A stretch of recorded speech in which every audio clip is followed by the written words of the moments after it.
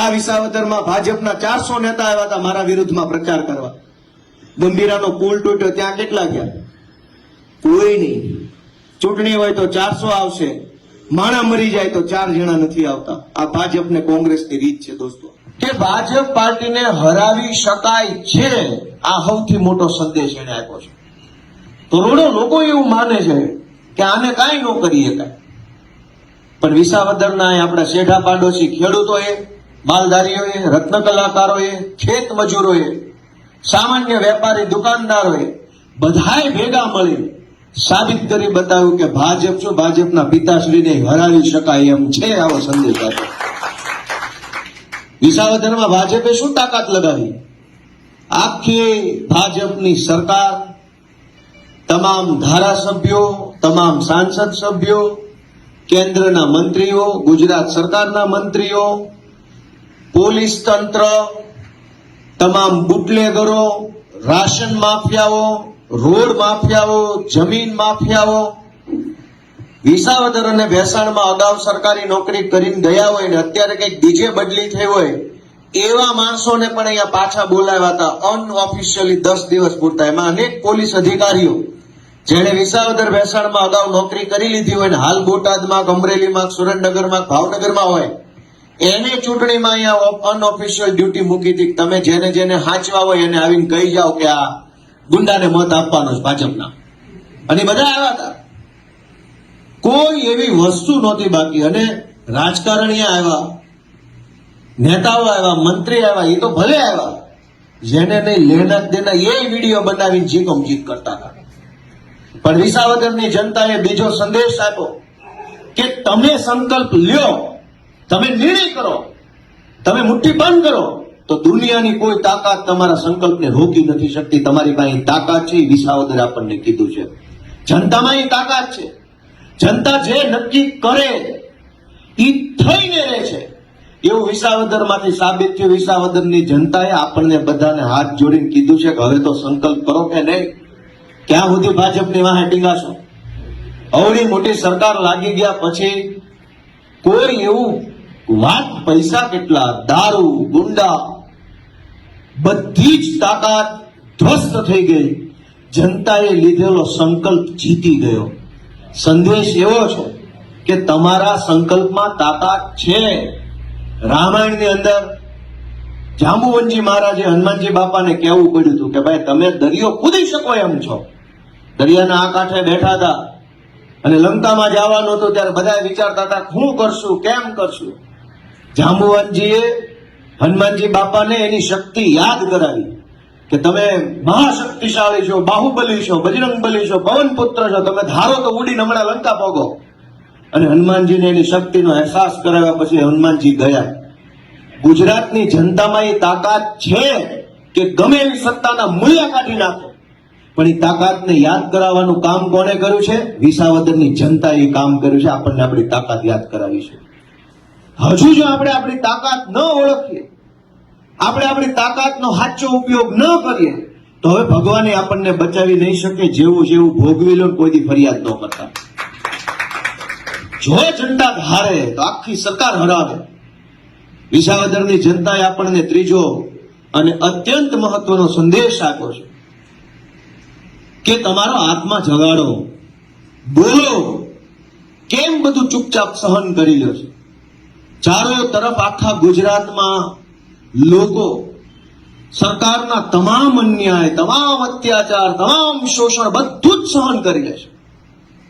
બે ભાઈઓ વચ્ચે જમીનનો ભાગ પડે બાપ દાદાની તો એક શાહ ઓછો આવે તો સુપ્રીમ કોર્ટ સુધી લડી લેવા તૈયાર છે, ભાઈનો હાથ ભાંગી નાખવા તૈયાર છે. પણ આપણો ધારાસભ્ય કામ ન કરે, નગરપાલિકા કામ ન કરે, વર્ષોના વર્ષો સુધી ખાડા ખોદેલા રાખે. એક ઓવરબ્રિજ કેશોદમાં બનતો હોય, વંથલીમાં એક નાળું બનતો હોય, 3-3 વર્ષ કામ હાલે, કેટલાય માણા પડે, ગાડીઓ ફૂટી જાય, મુંડા ફૂટી જાય, ઢીંઢળ ભાંગી જાય, તો કોઈ બોલવા તૈયાર નથી. પણ આપણો ભાઈ જો 1 ફૂટ જમીન વધુ લઈ ગયો બાપ દાદાની મિલકતમાંથી તો નહીં મજા આવે. પ્રાંત ઓફિસના ધક્કા ખાવા તૈયાર છીએ, કલેક્ટરમાં જાઓ, અમદાવાદે જાઓ, મોટો વકીલ રાખો, તને બતાવી દઉં. દોસ્તો, કઈ હદે આપણે લાચાર બની ગયા છે. વિસાવદરની જનતા આપણને ઢંઢોળવાની કોશિશ કરે છે કે જાગો, તમારા આત્માને પૂછો કે તમે આ જે બધું સહન કરો છો એ વ્યાજબી છે? બોલતા કેમ નથી? અવાજ કેમ નથી ઉઠાવતા? તમારા ગામમાં સરકારી નાળું બનતું હોય, ગટર બનતી હોય, બ્લોક નખાતા હોય, ખોટું થતું હોય, તો કેમ તમારો આત્મા નથી જાગતો? બોલતા કેમ નથી?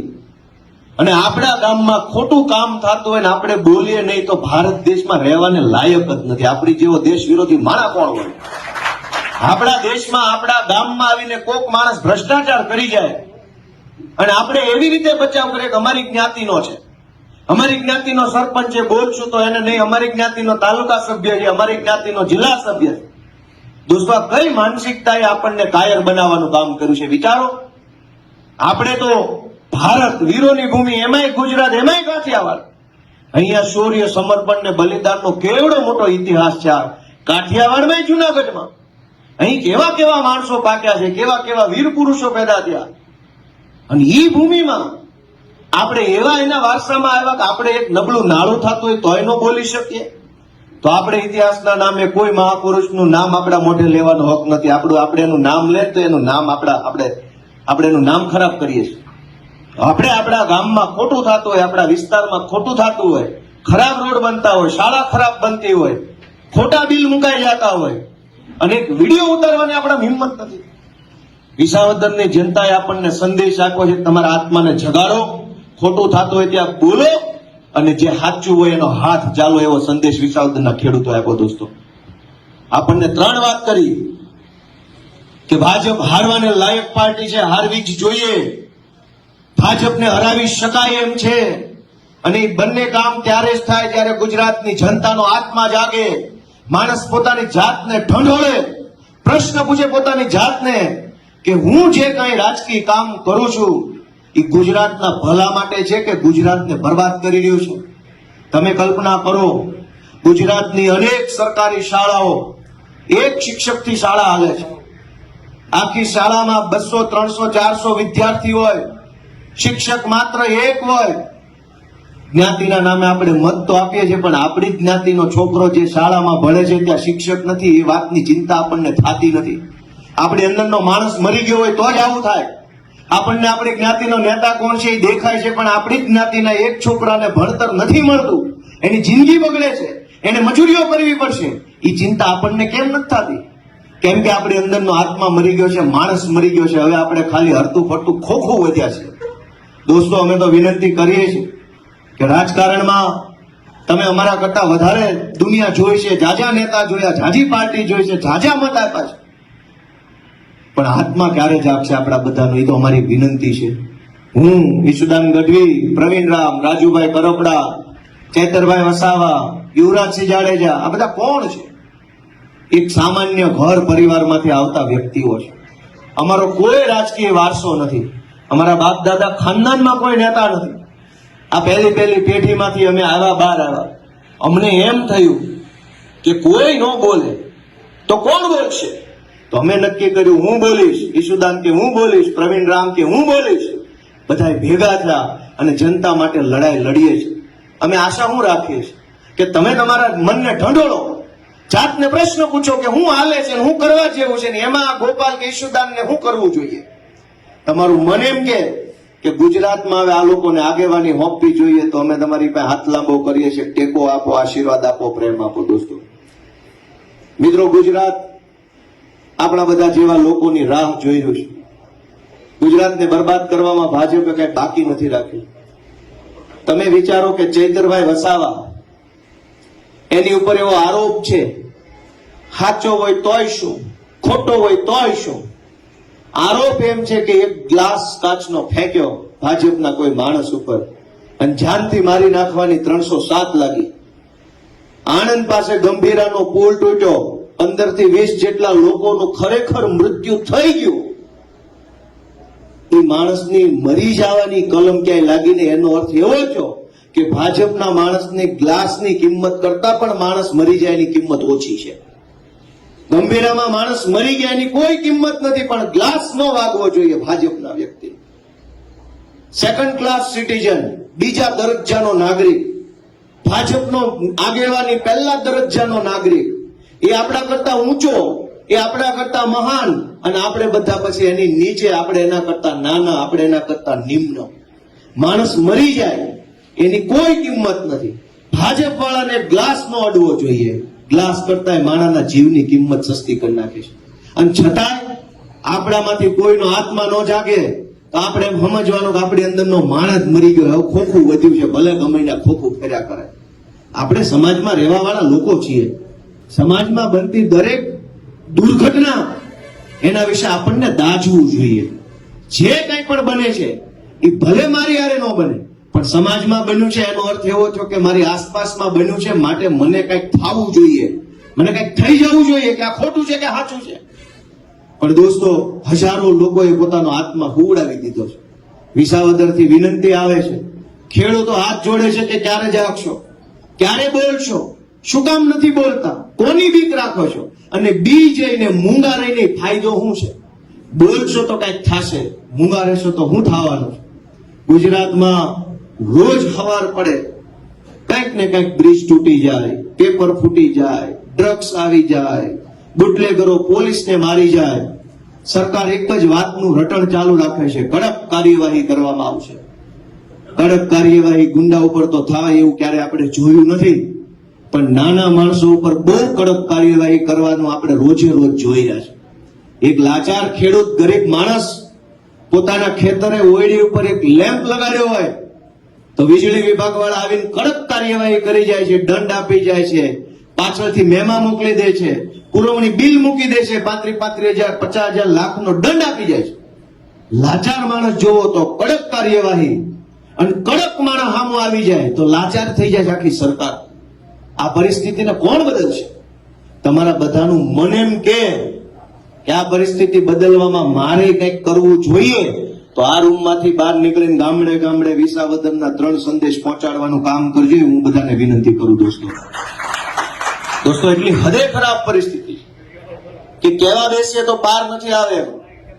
અનેક પીડાઓ છે, અનેક અનેક અનેક અનેક પીડાઓ છે. અને સાંભળવા વાળો કોણ? કોઈ અધિકારી સાંભળતો નથી આપણી વાત, કોઈ નેતા આપણી વાત સાંભળતો નથી, કોઈ સરકાર આપણી વાત સાંભળતા નથી. ટીવી મીડિયા વાળાને કહીએ, એ આવે, ફોટા પાડે, વિડીયો પાડે, ગમે એટલું ટીવીમાં આવે તો હવે નેતાનો તે કઈ ફરક પડતો નથી. પણ મૂળ મુદ્દો નેતા નથી, મૂળ મુદ્દો જનતા છે. જે નેતાને કઈ ફરક નથી પડતો ઈ નેતાને વારંવાર ચૂંટણી કોણ જીતાડે છે? જે નેતાને આપણી સમસ્યા નથી દેખાતી એ નેતાને મત કોણ આપે છે? જે નેતા 5 વર્ષ સુધી આપણું કામ નથી કરતો એ નેતા બીજી વાર કોના મતથી જીતે છે? એ તો આપણે બધાએ વિચારવું પડશે. માત્ર નેતાનો દોષ નથી કાઢવાનો, આપણે આપણા આત્માને જગાડવાનો છે, આપણા મનને પૂછવાનું છે કે કંઈક ભૂલ મારી નથી ને આમાં. અને આપણને એમ લાગે કે આમાં મારી ભૂલ છે તો હવે પછી ભૂલ સુધારી લેવાનો સમય છે. દોસ્તો, મારી વિનંતી છે બધાને, ગુજરાતભરની અંદર અનેક પ્રકારનું ખોટું થાય છે. બાપાએ મને, સરપંચે કોણે કીધું નકલી દૂધની વાત? પણ તમે કરી. આ જુનાગઢની અંદર કિરીટ પટેલ અને એના માણસોએ આખા જુનાગઢ જિલ્લામાં નકલી સહકારી મંડળીઓ બનાવેલી છે. નકલી સહકારી મંડળીઓ બનાવવાના કારણે એક સહકારી મંડળી એટલે એક મત, આખી મંડળીનો એક મત. આવી 450 કરતા પણ વધુ નકલી બોગસ કાગળ ઉપરની મંડળી કિરીટ પટેલે બનાવી. 450 નકલી મંડળી એટલે 450 મત. અસલી મંડળી 300 જેટલી પણ નથી.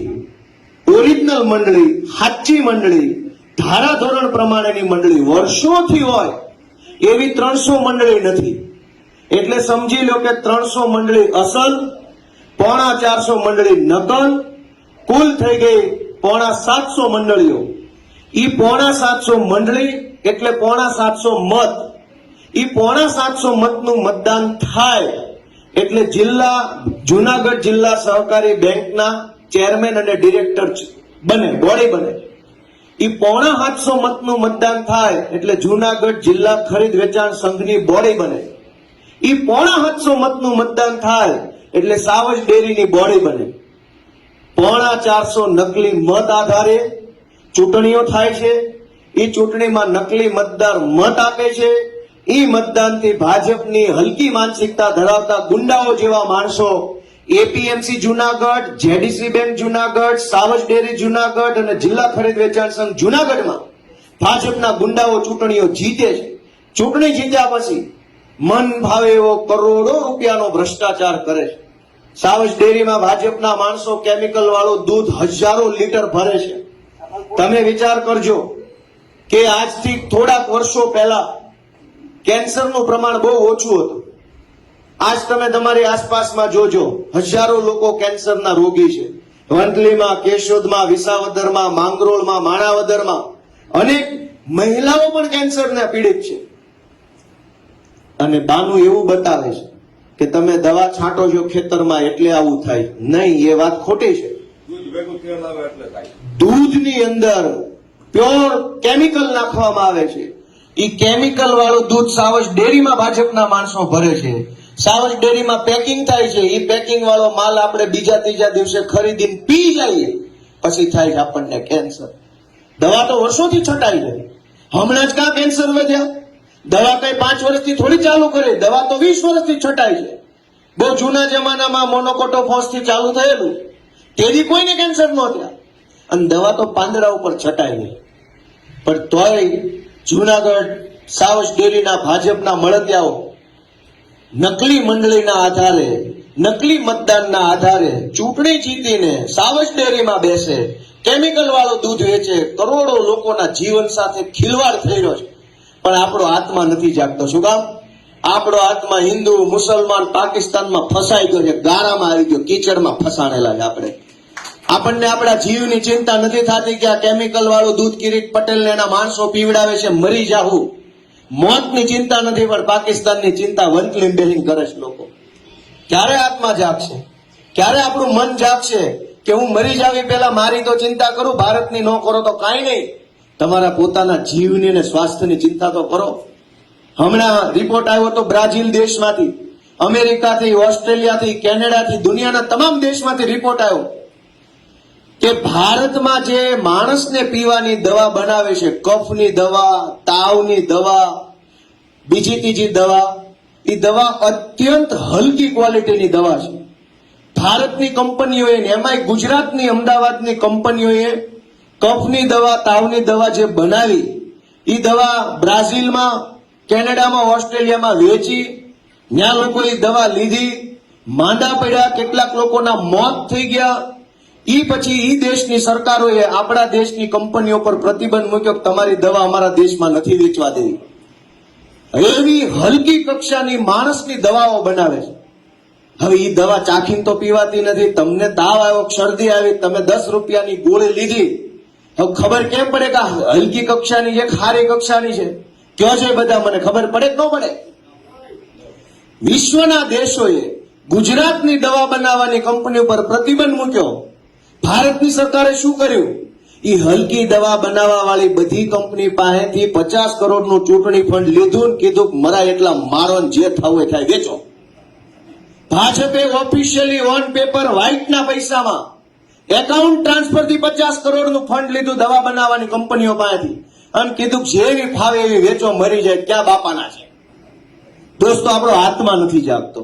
આપણને વિચાર નથી આવતો મરી જવું છે, પણ હારા મુદ્દે મત નથી આપતો. કઈ હદે આપણો આત્મા ભૂઈ ગયો છે? કઈ હદે આપણો માણસ કઈ હદે મરી ગયો છે કે મોત આવે, નકલી દૂધ પીને મરી જાય તો વાંધો નથી, નકલી દવા પીને મરી જાય તો વાંધો નથી, બ્રિજ તૂટી જાય મરી જાય તો વાંધો નથી, પણ હારી જગ્યાએ મત નથી આપવો. ભાઈ હામ ખાધા છે કે ભાજપને જ મત દેવો, હારી જગ્યાએ દેવો જ નથી. આ કઈ માનસિકતા છે? આપણે જાતને પૂછો કે હું કયા ગુજરાતનો વારસદાર છું, હું કયા સમાજનો વારસદાર? કયું ગુજરાત? ગાંધીનું, સરદારનું, કૃષ્ણકુમાર સિંહજી, દેવાતાપા બોદર, કેવા માણસોના આપણે વારસદારો છીએ. અને આપણને એની લાગ નથી આવતી કે આપણે આપણા પૂર્વજોના માન ખાતરે આવા હલકી માનસિકતાના ભાજપ વાળાને ભગાડીએ. આપણને આપણા પૂર્વજોની લાજ નથી. આપણે જેનું ગર્વ લેવા નીકળ્યા છે એની લાજ શું રાખીએ? આપણે એની જો લાજ રાખતા હોય સરદાર પટેલ કે ગાંધીજીની કે કૃષ્ણકુમાર સિંહજીની કે જે કઈ મહાપુરુષો ગુજરાતમાં થયા એની લાજ રાખતા હોય તો આપણી અંદરનો આત્મા જાગી જવો જોઈએ, આપણું મન જાગવું જોઈએ કે બહુ ખોટું થાય છે અને કોકના મોત માટે થઈને ભાગીદાર બનવામાં મારો મત નહીં હોય. હવે યા તો હું ઘરે બેસીશ, યા તો હારો માણસ જોઈને મત આપીશ, પણ કોક મરી જાય એમાં મારો મત ન હોવો જોઈએ. ગંભીરાનું નાળું તૂટ્યું, લોકો ગુજરી ગયા. સરકારે કીધું 23 ગાળા પૈકીનો એક ગાળો તૂટ્યો છે. મુખ્યમંત્રીએ એવું કીધું કે બધા નથી તૂટ્યા, એક જ તૂટ્યો છે. એનો અર્થ એવો નીકળ્યો કે નાળું ભલે તૂટ્યું પણ ભાજપની સરકારનો ઘમંડ હજુ નથી તૂટ્યો, એટલે આવા બાના કાઢે છે કે એક ગાળો તૂટ્યો. એને શરમ નથી કે કેટલા માણસો મરી ગયા, એનો આખો માળો તૂટી ગયો પરિવારનો. આ એક માણસ મરી જાય એના આખા પરિવારનો માળો તૂટી જાય. આખો માળો તૂટ્યો, એની સરકારને ચિંતા નથી, બસ ગાળો એક તૂટ્યો છે ને એટલે બીજી કાંઈ ઉપાધિ નથી. દોસ્તો, કઈ હદે બેશરમ તંત્ર છે. અને બેશરમ એટલે છે કે આપણે હિન્દુ, મુસલમાન, પાકિસ્તાન ને આ જ્ઞાતિ ઓલી જ્ઞાતિ અમારે એના વિરોધ છે, પાડી દેવાનો છે, ગવર્મેન્ટ ગધેડાને જીતાડો, બાકી ઓલી જ્ઞાતિ નહીં, એમ કઈ કઈને આ લોકોને 35 વર્ષથી આપણે મોટા કર્યા છે. કોઈ દી હારા માણસને આપણે ચૂંટણી નથી જીતવા દીધી. સજ્જન માણસ હોય, વ્યવહારિક માણસ હોય, મુદ્દાની વાત કરતો હોય, લડવા માટે તૈયાર હોય, એને આપણે કોઈ દી ફાવવા નથી દીધો. શું કામ? કેમ કે આપણી જ્ઞાતિનો ન હોય. અને ગમે એવો ખરાબ માણસ હોય, હલકી ભાષા વાપરતો હોય, કામ ન કરતો હોય, કઈ આવડતું ન હોય, આપણી જ્ઞાતિનો છે, બેહાડી લો ખંભે હાલો, લઈ લો વિધાનસભામાં કાઢી. દોસ્તો, આપણે આપણા આત્માને જગાડીએ કે આપણા હાથે પાપ થઈ રહ્યું છે. આપણા હાથે પાપ થઈ રહ્યું છે. આપણે આપેલા એક મતથી ભાજપનો એક ધારાસભ્ય બને ને એની બહુમતી આવે ને એ બહુમતી આધારે સરકાર જેટલું ખોટું કરે છે એ પાપનું આપણને પણ લાગવાનું છે. મહાભારત વખતે ધૃતરાષ્ટ્રના દરબારમાં દ્રૌપદીજીના ચીર લૂંટાતા, એમાં ચીર લૂંટવાનું કામ દુશાસન કરતો હતો. પણ એ મૂંગા મોઢે જોતા હતા કોણ? ગુરુ દ્રોણ ને ભીષ્મ જેવા મહાપુરુષો, મહાશક્તિશાળી માણસો હતા. એ મૂંગા મોઢે જોતા. એને કીધું ને કે એ ભાઈ આ બધા ધંધા બંધ કરતા રહ્યા, બહેનો દીકરીઓ આ ન કરાય. એ કાંઈ ન બોલ્યા. ગુરુ દ્રોણ, ભીષ્મ, ધૃતરાષ્ટ્ર આ બધા જોઈ રહ્યા. અને દુશાસન જેવો એક નબળો માણસ ચીરહરણ કરતો. આજ ગુજરાતમાં આ પરિસ્થિતિ છે. 4 પૈસાના ટપોરી, 2 પૈસાના બુટલેગરો, 1.5 પૈસાના જમીન માફિયાઓ, 3 પૈસાના સરકારી કેટલાક દલાલ, કેટલાક અધિકારીઓ ચીરહરણ કરે છે ગુજરાતની જનતાનું. અને મારી તમારી જેવા સજ્જન માણસો ચૂપચાપ તમાશો જોઈ રહ્યા છે. 4 પૈસાનો બુટલેગર આખા તાલુકામાં નાગાઈ કરતો હોય છે, પણ આખો તાલુકો એ તમાશો જોઈ રહે છે. 3 પૈસાનો એક માથાભારે માણસ હોય, 2 પોટલી મારી જાય, બજારે ગમે એમ લવારી કરે તો પોલીસ તમાશો જોવે, સરકાર તમાશો જોવે, જનતા તમાશો જોવે. દોસ્તો, જે હાલ મહાભારતમાં ચૂપ રહેવા બદલ ભીષ્મ, દ્રોણ ને ધૃતરાષ્ટ્રના થયા હતા, એ સજા આપણે ભોગવી રહ્યા છે. મૂંગા રહેવાની સજા ભોગવી રહ્યા છે. ખરાબ રોડ બને, આપણે નથી બોલતા તો આપણે સજા ભોગવીએ છીએ. ખરાબ કામ થાય સરકારી કચેરીઓમાં, આપણે નથી બોલતા, આપણે સજા ભોગવીએ છીએ. દોસ્તો, હું તો તમને એટલી વિનંતી કરવા આવ્યો છું, બહુ નાનો માણસ છું, ઉંમરમાં, અનુભવમાં, સ્થિતિ પરિસ્થિતિમાં તમારા બધા કરતા નાનો માણસ હું છું. એ વાત અલગ છે કે વિસાવદરની જનતાએ આશીર્વાદ આપીને મારું માન વધાર્યું છે, પણ મારું બેકગ્રાઉન્ડ, મારું જે પરિવાર, મારું જે કાંઈ સ્થળ, બહુ નાનો માણસ. મને બહુ જાજી ન ખબર પડે, પણ મને એટલી ખબર પડે છે કે આપણે આપણા મનને જગાડવાનું છે. આ બહુ આપણે સહન કરીએ છીએ. કહેવા બેસીસ તો પાર નથી આવે. એટલા પ્રશ્નો કરી હું ચર્ચા કરી. દરેક માણસ રીબાય છે, રોવાનું બાકી છે, કેમ કે રોતા ભૂંડા લાગી. રોતા કોઈ હારો ન લાગે જાહેરમાં કે હું કંટાળ્યો છું, મને નથી કાંઈ ટેકો મળતો. એટલે માણસ મરવા માટે જીવતો હોય એવું જીવન જીવે છે. આપણે બધાય ભેગા મળીશું, સાથે હાલીશું. આપણે બધાય આપણી મનને જગાડીને, આત્મા જગાડીને કામ કરીશું તો ગુજરાતને ભાજપના ભરડામાંથી છોડાવી શકીશું અને એક સારી દિશામાં લઈ જઈ શકીશું. દોસ્તો, હું તમારા બધા પાસે આશા રાખું છું કે માત્ર ચૂંટણી લક્ષી કામ નથી કરવાનું. ચૂંટણીઓ આવશે, જાશે, ઘડીક આ પાર્ટી જીતે, ઘડીક ઓલી પાર્ટી જીતે, ઘડીક ગોપાલભાઈ નેતા, ઘડીક રમેશભાઈ નેતા, એ બધું હાલે. પણ જ્યાં જરૂર પડે, જ્યાં ખોટું થતું હોય ત્યાં બોલવું એ આપણી લાઈફ ટાઈમ ડ્યુટી છે, જીવનભરની જવાબદારી છે. ચૂંટણી હોય કે ન હોય, બોલવું એ આપણી જવાબદારી, આપણી નોકરી છે. સમાજની નોકરી કરીએ છીએ આપણે બધા, સમાજથી મોટું કોઈ નથી. આપણે સમાજના નોકર છીએ એટલે આપણી કાયમી જવાબદારી છે. જ્યાં ખોટું થાય ત્યાં અવાજ ઉઠાવો એ આપણી સમાજ પ્રત્યેની કાયમી નોકરી છે. ચૂંટણી જે હોય તે, જે જીતે, જે હારે, ઘડીકા એવું નથી કે ચૂંટણી હોય તો જ બોલવું, ચૂંટણી સિવાય પણ બોલતા શીખો, અવાજ ઉઠાવો. જીવનમાં પહેલી વાર બોલશો, પહેલી વાર અવાજ ઉઠાવશો તો કેટલાક નબળા તત્વો તમને દબાવવા ધમકાવવાની કોશિશ કરશે, પણ એને ગાંઠશો નહીં. પહેલી બીજી વાર જે કાંઈ આવે ને કહી દો ભાઈ થાય કરી લેજે, તો એ તમારું સરનામું ડિલીટ મારી દે કે અહીંયા ટાઈમ બગડે એવું છે, આને બીજી વાર ફોન ન કરો. કેમ કે આ આપણી દેશી ભાષામાં કરકોલે હાલ્યું છે, એવું બોલે છે ને આ બાજુ કરકોલે હાલે છે, પેધી ગયા છે.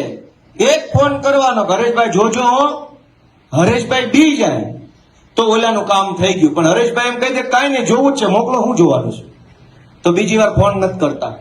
ભાજપ જેટલા કાયર માણસો, ભાજપ જેટલા ડરપોક માણસો, ભાજપ જેટલા એકદમ નકામા માણસો દુનિયામાં ક્યાંય મેં નથી જોયા દોસ્તો. એટલા કાયર માણસો છે, પણ સરકારની પાછળ છુપાઈને હાલે છે. હિંમત વાળા અમે માણસો છે કે આખી ભાજપની સરકારની સામે લડીએ. મરદ અહીંયા ઉભા છે દોસ્તો, આ હોલની અંદર ઉભા છે. પોલીસની પાછળ હંતાઈને, કલેક્ટરની પાછળ હંતાઈને, ટીડીઓ ડીડીઓ આખા તંત્રની પાછળ ઉભા રહીને હોશિયારી મારવી એ કાયર લોકોના કામ છે. સરકાર આખી ફોજ લઈને આવે, આખી police, crime branch, LCB, bootlegger, પૈસા, મંત્રી તંત્રી તમામ એની સામે ઉભા રહે ને એ આમ આદમી પાર્ટીના યોદ્ધાઓ છે દોસ્તો, લીડર અમે છીએ. અને ભાજપના કાયર માણસો આમ જનતાને બીવડાવે. તમે કઈક પોસ્ટ લખો, તમે કઈક બોલો, વોટ્સએપના ગ્રુપમાં કઈક નાખો, જ્ઞાતિના ગ્રુપની અંદર કઈક લખો, જોજેવો પછી જોજેવો. એકવાર તો હિંમત કરો, જે બતાવવાનું એ બતાવે, જોઈ લેવાનું થાય છે. એકવાર તો બોલીને બતાવો, જિંદગીમાં બીજી વાર હામાં નહીં મળે. અમે એને ઓળખી ગયા છીએ ને એટલે દર વખતે કે જે બતાવવાનું લઈને આવી જાજે, જોઈ લઈશું શું છે. અને એટલે હવે અમને નથી બીક લાગતી. હું તમને વિનંતી કરું છું, બોલો, અવાજ ઉઠાવો. ક્યાં સુધી લાચારી ભર્યું જીવન જીવશો? અને એવું જ જીવવું હોય, બીન જીવવું હોય, ડરીને જીવવું હોય, લાચારી ભર્યું જીવવું હોય, ભાઈ સાહેબ બાપા કરીને જીવવું હોય, વાંકા હાલવું હોય, તો જીવવું જ શું કામ છે ભાઈ? હારા એગ્રો માંથી જે મળી લઈ લેવાની થાય ને પછી તો. એવું જ જીવવું હોય તો શું કામ જીવવું છે? એવું જ જીવવું હોય તો જીવવું શું કામ છે? ક્યાં કોઈ અહીંયા આપણને કઈ એફિડેવિટમાં લખાઈ લીધું નોટરી પર કે રહેવું જ પડશે, બાના હમ છે. દોસ્તો હું વિનંતી કરું છું, નાનો માણસ છું, મારા શબ્દો કડવા છે પણ લાગણી કડવી નથી. મારી લાગણી એ છે કે ગુજરાતની જનતાનો આત્મા જાગે, પોતાની જાતને ઢંઢોળે, પ્રશ્ન પૂછે કે ખેડૂતો સાથે, ગામડાના માણસો સાથે, ગરીબો સાથે, રિક્ષા ચલાવતા વ્યક્તિ સાથે, રત્ન કલાકાર સાથે, એક સરકારી કર્મચારી સાથે, આ બધાની હારે ભાજપ જે કરી રહી છે એ યોગ્ય છે કે અયોગ્ય છે એ પોતાની જાતને પૂછતા થઈ જાઓ. અને જે દિવસે તમારું મન એમ કહે છે ને કે અયોગ્ય છે, તે દિવસે ગુજરાતમાં ભાજપની સરકાર નહીં હોય એ વાતની મને ખાતરી છે દોસ્તો. આપણે બધાએ બહુ સહન કરી લીધું છે, હવે આપણે બદલાવવાનો વારો આવ્યો છે દોસ્તો. ગુજરાતમાં અત્યાર સુધી કોંગ્રેસના કારણે ભાજપ જીતતું, વર્ષોથી કોંગ્રેસના માણસો ભાજપના કવર ખાઈને જીવે છે. ભાજપમાંથી કવર આવી જાય દર મહિને, કોકને પૈસા મળે, કોકને ટેન્ડર મળે, કોકને કોન્ટ્રાક્ટ મળે, કોકે ગૌચર દબાવ્યું હોય તો ભાજપ વાળા વિરોધ ન કરે. કોંગ્રેસ વાળાએ વર્ષો સુધી ભાજપને જીવતા રાખવાનું કામ કર્યું છે. ભાજપનું ખાતર કોંગ્રેસ છે, ભાજપનું પાણી કોંગ્રેસ છે, ભાજપની દવા કોંગ્રેસ છે. ખાતર પાણી દવા મળ્યા કરે ભાજપ તો હાલવાનું જ છે. કોંગ્રેસે કોઈ દિવસ જનતાનો અવાજ નથી ઉઠાવ્યો. આ વિસાવદરની ચૂંટણીમાં મને હરાવવા માટે કોંગ્રેસે કામ કર્યું, ભાજપની હારે મળીને કામ કર્યું. કોંગ્રેસના નેતાઓએ જાહેરમાં એવા નિવેદન કર્યા કે અમને નો આપો તો કાંઈ નહીં, પણ આપને નો આપતા ભાજપને આપી દીધું. એવા નિવેદન વિસાવદરમાં કોંગ્રેસના નેતાએ કર્યા કે કોંગ્રેસને મત નો આપો કાંઈ નહીં, પણ આપને નહીં ભાજપને દઈ દેજો. કઈ હદની માનસિકતા! અમારું ગઠબંધન હતું, નક્કી થયેલું. અહીં માણાવદરમાં પેટા ચૂંટણી આવી, વિજાપુરમાં આવી, વાઘોડિયામાં આવી, અહીં પોરબંદરમાં આવી. નક્કી હતું કે જ્યાં જ્યાં પેટા ચૂંટણી આવે, જે પાર્ટીનો ધારાસભ્ય ગયો હોય વિપક્ષમાંથી એ પાર્ટી ઉભો રહે. બધી જગ્યાએ કોંગ્રેસના ગયા હતા, તેને ઉભા રાખ્યા. અહીંયા અમારો આમ આદમી પાર્ટીનો હતો તો અમારો વારો હતો. ચારે પાંચેય જગ્યાએ પેટા ચૂંટણી આવી, અમે ઉમેદવાર ન ઉભો રાખ્યો. અમારો વારો વિસાવદરમાં આવ્યો ત્યારે ભાજપે કોંગ્રેસના બધા નેતાને બોલાવીને એવું કીધું કે ગોપાલને હરાવવામાં સાથ આપવાનો છે, નહીતર પછી તમારા પડીકા, પેકેજ, કોન્ટ્રાક્ટ, કટકી બધું બંધ થઈ જાય દુકાન. અને બધા જ કોંગ્રેસ વાળા મારા વિરુદ્ધમાં પ્રચાર કરતા. એકેય મરદમાના કડીમાં જઈને પ્રચાર નહોતા કરતા. કોંગ્રેસમાં હતા એટલા બધા વિસાવદર હતા, કાંકડીમાં ન ગયા. ગોપાલ ઇટાલિયાને હરાવવા માટે ગોપાલ પોતે ચૂંટણીમાં નહોતો ઉભો. આ વખતે ગુજરાતના 54 લાખ ખેડૂતોએ ચૂંટણી લડતા હતા દોસ્તો, અને કોંગ્રેસે ખેડૂતોને હરાવવા માટે નીકળી. હું તો એક નિમિત્ત છું. હું કોણ? ગોપાલ કોણ? કાંઈ નહીં. ગોપાલ એટલે એક મામૂલી ખેડૂતનો દીકરો, એક વકીલ, એક યુવાન.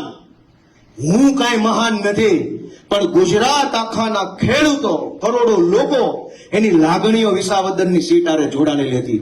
હજારો માણસો રોજ સવારે દીવાબત્તી કરે ને ત્યારે વિસાવદરને યાદ કરતા હતા દીવાબત્તીમાં. વાત સાચી છે કે ખોટી?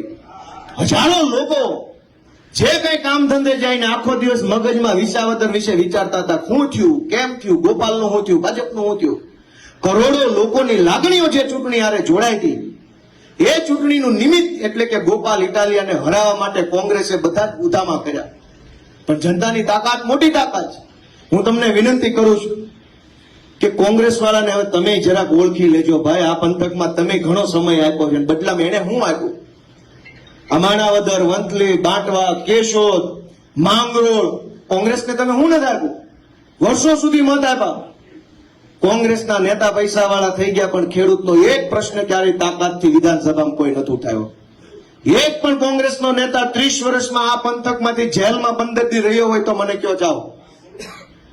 આખા જુનાગઢ જિલ્લો, ગીર સોમનાથ જિલ્લામાંથી જેટલા કોંગ્રેસના નેતાઓ, ધારાસભ્ય, જિલ્લા સભ્યો બન્યા, એમાંથી એક પણ માણસ 15 દિવસ જનતા માટે જેલમાં રહ્યા હોય તો દાખલો બતાવો. કોઈ જેલમાં નથી ગયા. શું કામ? બધા વેવાયું બની ગયા ભાજપ વાળા. ક્યાંથી જેલમાં? વેવાઈને કોણ પૂરે? ઈશુદાન ગઢવી જેલમાં ગયા, હું જેલમાં ગયો, પ્રવીણ રામ જેલમાં હતા, રાજુ કરપડા જેલમાં, ચૈતર વસાવા અત્યારે જેલમાં છે. અમે કોઈ દારૂ કે ડ્રગ્સ વેચતા જેલમાં નથી ગયા. અમે કોઈ બહેનો દીકરીઓને છેડતી કરીને જેલમાં નથી ગયા. જનતા માટે લડતા હતા, સાચા દિલથી લડતા હતા, અને ભાજપ સામે લડતા હતા, એટલે ભાજપે જેલમાં પૂરવાનું કામ કર્યું. દોસ્તો, હું તમારી પાસે આશા રાખું છું કે આવનારી ચૂંટણીમાં તમારો આત્મા જગાડો, તમારા મનને ઠંડોળો. પ્રચાર હશે ત્યારે બધી પાર્ટી, બધા નેતા, આપણી જ્ઞાતિ, આપણા નેતા, આપણું જોજો કહેવા આવશે. તકલીફ પડશે ત્યારે એકેય ભાજપ કોંગ્રેસનો નેતા આવતો નથી. સમય હોય ત્યારે કોઈ નથી આવતો. આ વિસાવદરમાં ભાજપના 400 નેતા આવ્યા હતા મારા વિરુદ્ધમાં પ્રચાર કરવા. ગંભીરાનો પુલ તૂટ્યો, ત્યાં કેટલા ગયા? કોઈ નહીં. ચૂંટણી હોય તો 400 આવશે, માણા મરી જાય તો 4 જણા નથી આવતા. આ ભાજપ ને કોંગ્રેસની રીત છે. દોસ્તો, મેં તમને મારી બધી વિનંતી કરીશ. હું આશા રાખું છું કે આપણે બધાએ આપણા આત્માને જગાડવાનું કામ કરીએ. આપણે આપણા ઈશ્વરને પ્રાર્થના કરીએ કે આપણને મતિ આપે, આપણને એવી સમજણ આપે કે આપણે આ ભાજપની ચુંગાલમાંથી છૂટી શકીએ. આપણા એક મતના કારણે ગુજરાતના કરોડો બાળકોનું જીવન સુધરે. આપણા એક મતના કારણે કરોડો ખેડૂતોનું જીવન સુધરે. આપણા એક મતના કારણે ગુજરાતના લોકોના ચહેરા ઉપર સ્માઇલ આવે. એવું કંઈક કામ આપણા હાથે થાય, એ માટે ઈશ્વરને આપણે પ્રાર્થના કરીએ. દોસ્તો મિત્રો, ધારાસભ્ય તો હજારો બની ગયા ગુજરાતમાં. કઈ હું કઈ નવી નવાઈ નો છું. આની પહેલા ખટારા ધારાસભ્યોના બની ગયા. એકનો એક માણસ 10-10 વાર ધારાસભ્ય થયો હોય એવાય ઘટનાઓ છે. એકનો એક ધારાસભ્ય 2-2, 5-5 વાર સાંસદ બને એવાય દાખલા છે. ગુજરાતના ઇતિહાસની આ પહેલી ઘટના છે કે જેમાં એક છોકરો ધારાસભ્ય બન્યો, એની આ 20 દીથી ઉજવણી આખા ગુજરાતમાં હાલે છે. દોસ્તો, આ પહેલી ઘટના છે. નકર એક માણસ ધારાસભ્ય બને એના ઢોલ કેટલા દી વાગે? તમને બધાને મારા કરતા જાજી દિવાળી જોયેલી છે. વધીને 2 દી ઢોલ વગાડવાના હોય, પછી બધું રાગે પડતું થાય. પણ આ પહેલી વખત ગુજરાતમાં ઇતિહાસ બન્યો, જાણે સરકાર બની ગયો એવો માહોલ છે. સોશિયલ મીડિયા ખોલો, યુટ્યુબ ખોલો, છાપા ખોલો, વોટ્સએપ ખોલો, ગામના ગલ્લે બેસો, શેઠે વાત કરો, હજુ વિસાવદરનો કોટો ઉતરતો નથી. આખું ગુજરાત લહેરમાં આટા મારે. તો કેટલો ગુજરાતની જનતાને કેટલી દબાવી હશે ભાજપે, ઈ પણ વિચારો. અને વિસાવદરમાં ગોપાલ ઇટાલિયા જીત્યો તો કેટલો લોકોને હાશકારો થયો છે, એ પણ તમે વિચારો. દોસ્તો,